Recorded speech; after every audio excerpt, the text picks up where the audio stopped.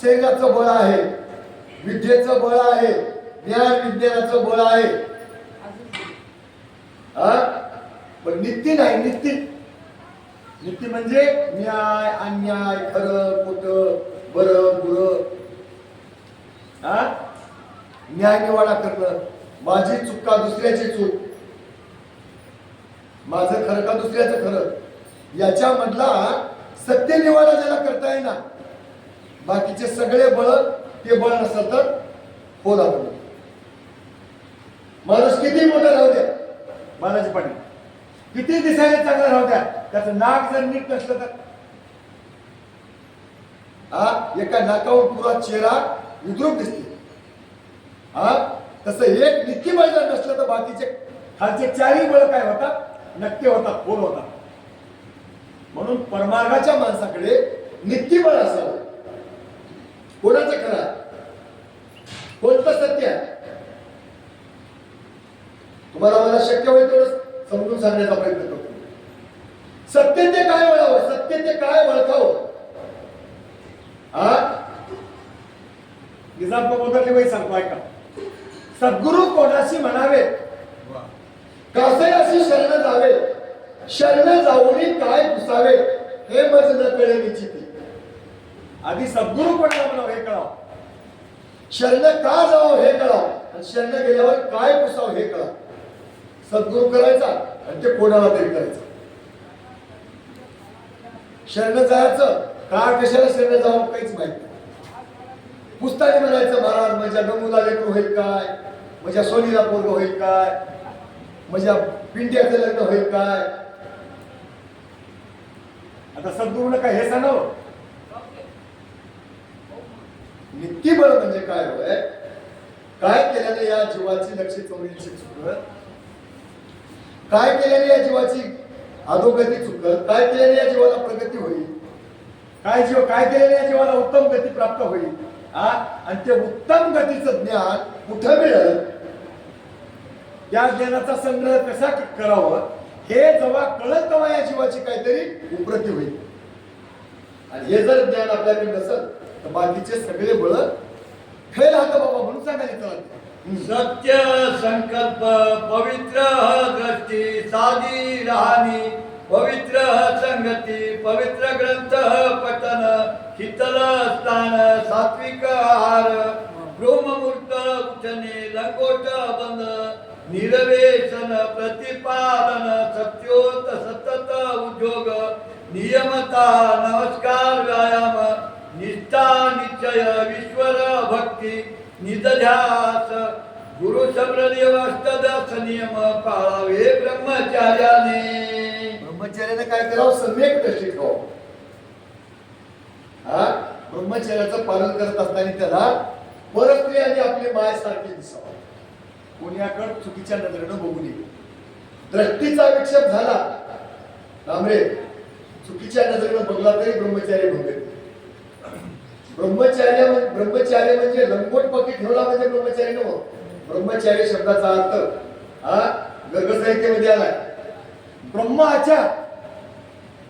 ब्रह्मचार्य, चार्य शब्द हे ब्रह्म आचार्य असं शब्द उच्चारावं लागते.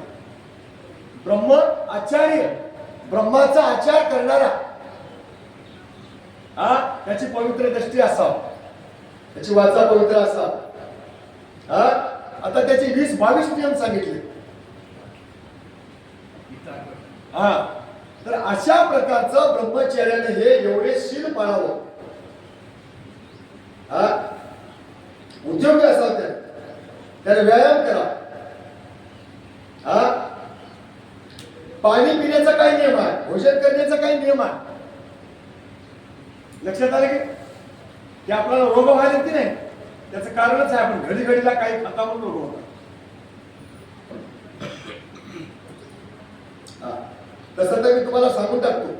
आता ते आमचे डांबरे शिष्य आहेत त्या दत्ता महाराजांचे, मी तिथं वसमतमध्ये जात होतो तारखा घेण्यासाठी.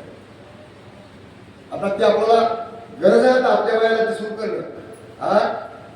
एकाच हाताने हरभरे, काही मुग, गहू, दाणे असे 2 मुठी धरायचे आणि भांड्यामध्ये टाकायचे. भांड्यात म्हणजे मणक्यात टाकायचे. त्या धान्य परिपक्व होतील इतकं पाणी टाकायचं आणि सुडक्याला ते मडक्याचं तोंड बांधून टाकायचं आणि त्याला मोड फुटल्यावर थोडंसं मीठ लावून खायचं. प्रचंड ताकद येते माणसाला. आता ते बोलणं बरोबर नाही, ते वरून तेल खालून तेल, हा ते करून बघा तुम्ही 1 महिना, बरं का. त्याच्याने काय होते, माणसाची बुद्धी सुपीक होते. हा जेव्हा उठू वाटेल तेव्हा उठता येते. माणसाचं शरीर हलकं फुलकं होते. माणूस पहाटे 3ला उठलाच पाहिजे, नमस्कार केलाच पाहिजे, नामस्मरण केलंच पाहिजे, उपाया म्हणल्याच पाहिजे, काकड आरती म्हणलीच पाहिजे. हे केव्हा होते, त्याचं शरीर साथ द्यावं लागतं. अशा पद्धतीने त्यानं ब्रह्मचर्याचं पालन करावं म्हणून सांगायला चालतं. याचा ऐकी प्रकार मन पंचक करावे चिर, प्रथम नियम विचार श्रोते सावध परिसावे. सत्य संकल्पाचा दाता, सत्य संकल्पाचा दाता भगवान सर्व मनोरथ करी पूर्ण. नीच संकल्पाचा दाता सैतान सर्व संतान करी वेगी. आता ऐका, चांगली ओळी आहे. ब्रह्मचर्याचं पालन करत असताना सम्यक दृष्टी राहावं असं म्हणून होतो. दृष्टी पवित्र राहावं, कानाला आपल्या भूक लागावं, हा शास्त्र ऐकण्याची, भजन ऐकण्याची, कीर्तन ऐकण्याची, हा पवित्र वाचा राहावं, पवित्र दृष्टी राहावं, हा सत्य संकल्प राहावा आपला. म्हणजे ज्ञानाची वृद्धी कशी होईल, मी केलेला संकल्प सिद्धीला कसा जाईल, परमेश्वर मला या जन्मामध्ये भेटेल काय, असा आपला संकल्प असा. याचा दाता आहे परमेश्वर. देवीचा पूर्वी ते काय बी खाऊन, कुठेही बसून, कोणाचाही खाऊन, कोणासंगही राहून, कसंही बोलून, हा खाण्याचा नियम नाही, पिण्याचा नियम नाही, झोपीचा नियम नाही, संगतीचा नियम नाही, बसण्या उठण्याचा नियम नाही, नामस्मरणाचा नियम नाही. हे लक्षण सैतानाचे होते. असत्य संकल्प मनामध्ये जर आला, हा विकल्प जर मनामध्ये आला, हा तर त्याचा दाता कोण सांगितलाय बालाजी पाटील? सैतान. हा संकल्पनीच त्याचा दाता कोण? सैतान. घरामध्ये सैतान शिरला म्हणून समजा. आता घरामध्ये सैतान शिरल्यावर त्या घरामध्ये शांतता राहील काय? त्या घरामध्ये काही चांगल्या गोष्टी करता येतील काय? मग ज्याच्या डोक्यामध्ये हा नीच संकल्प बसला आहे, त्याची दृष्टी पवित्र नाही, वाचा पवित्र नाही, त्याचं काहीच पवित्र नाही, हा त्याला जर सैतान त्याच्या डोक्यामध्ये घुसला असला तर काय होईल? तुम्हाला खटकून सांगून जातो. कधी कधी अशा लोकांना तुमच्या डोळ्यासमोर घडणारी गोष्ट सांगावी, असं वागणाऱ्या माणसाला कधी कधी फाशी घ्यावं लागते, एंड्रीन प्यावं लागते, हिरीत पडावं लागते, जाळात पडावं लागते, आडवीत पडावं लागते, आत्महत्या करावं लागते. का? त्याचा दाता सैतान आहे. त्या संकल्पाचा दाता कोण आहे? सैतान आहे. आणि सत्य संकल्पाचा दाता कोण आहे? परमेश्वर आहे.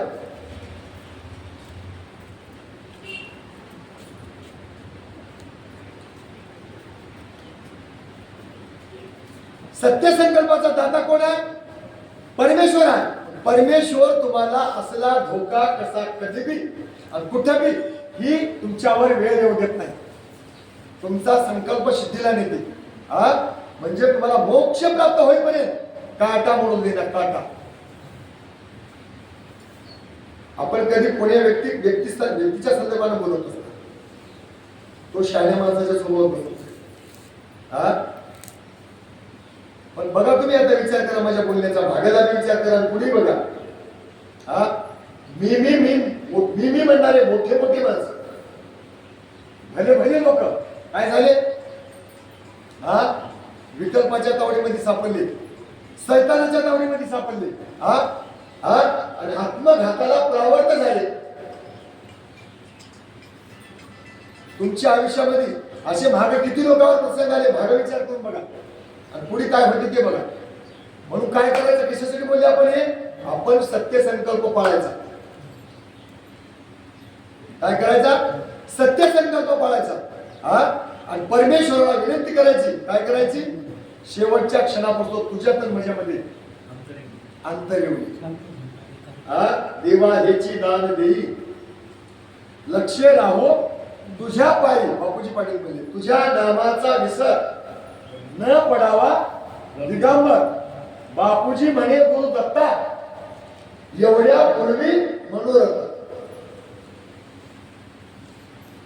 चला, दुसरा नियम पवित्र दृष्टी मातृभाव दाना. सर्व स्त्रिया माते समान पर धर्म मनावे पाषाण दान नामधारका. आता नियम सांगायला येते एक नियम. पवित्र दृष्टी म्हणजे परस्त्रीला माते समान मानव. आणि दुसरी दृष्टी काय होय? परधन. परधन. मग आता परधन म्हणजे पैसा असेल, सोनं असेल, गोधन असेल, पशुधन असेल, जमीन असेल, जुमला असेल, कोणाचा वाडा असेल, हा, कुठलीही गोष्ट असो, प्रारब्धाने आपल्याला मिळाली. 4 वर्षाची झोपडीच का मिळाली आपल्याला? इथं काय करोडो वर्ष राहायचं नाही. बघता बघता मला 64 लागले.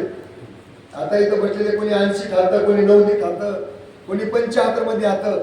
मला मी रात्रीच बोलू लागलो होतो जेवता जेवता, आणि मी खरं बोलणार माणूस. बालाजी पाटलाला हनुमंतला मी रात्रीच म्हणत होतो, मी बोलायली गोष्ट काय बोललो रात्री ते ऐका. आतापर्यंत विषय खेळमेळीमध्ये चांगलं गेलं. भजनात असल्यामुळं, कीर्तनात असल्यामुळं, सत्संगात असल्यामुळं, हा, चांगल्या कुळामध्ये जन्म मिळाला, पवित्र कुळात जन्म मिळाला, भाकर खायची सोय होती तिथं जन्म मिळाला.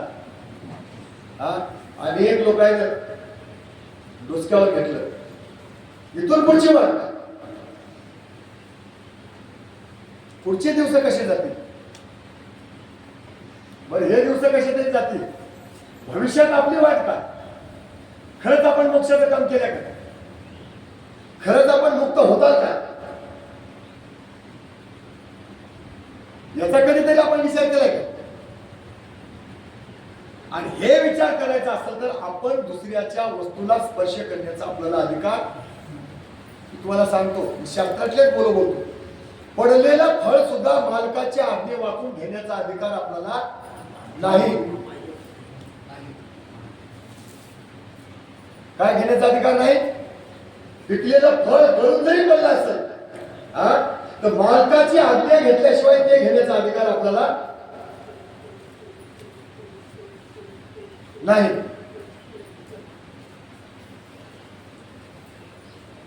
मग ते आपल्याला हवा असं कळण्याकरता पवित्र दृष्टी लागते. हा, परधन कसं करावं, कसं मानाव? पाषाण मानाव. हा, खूप लोक आता हो. परवा आमच्या मराठवाड्यामध्ये एक चांगली घटना घडली. उस्मानाबाद जिल्ह्यामध्ये 1.5 लाख रुपयाची बॅग एका शेतकऱ्याची माल विकलेली पट्टी, आणि त्या बॅग मध्ये पट्टी होती. हा, आणि एका रिक्षामध्ये सुरू राहिली. आणि गरीब माणूस ते रिक्षा चालक, त्या रिक्षा चालकानं मोबाईलवर तर क्लिप करून टाकलीच. हा, पण उस्मानाबाद मध्ये जेवढे पेपर निघतात तेवढ्या पेपरवर ते बॅग टाकली, ते पावती टाकली. आणि ही या नावाने ही पावती आहे, या नावाची बॅग आहे. हा, कोणी संपर्क साधा आणि या मोबाईलवर नंबर संपर्क साधून ते आपली वस्तू घेऊन जाऊ. काय सांगतो, ही घटना घडली. हा, तर त्याचा ऐकायला की उस्मानाबादचे जिल्हे म्हणजे उस्मानाबाद मतदारसंघाचे खासदार ओमराजे निंबाळकर त्याने आपल्या वाड्यात म्हणून त्या रिक्षा चालकाचा सत्कार केला. वाटतंय तेव्हा चांगलं, पण संकल्प पाहिजे सत्य. आता आपला संकल्प जर विकल्पाचा असेल आणि आपल्या डोक्यामध्ये जर शैतान असेल, मोक्षाला जाण्याकरता, मुक्त होण्याकरता, साधू होण्या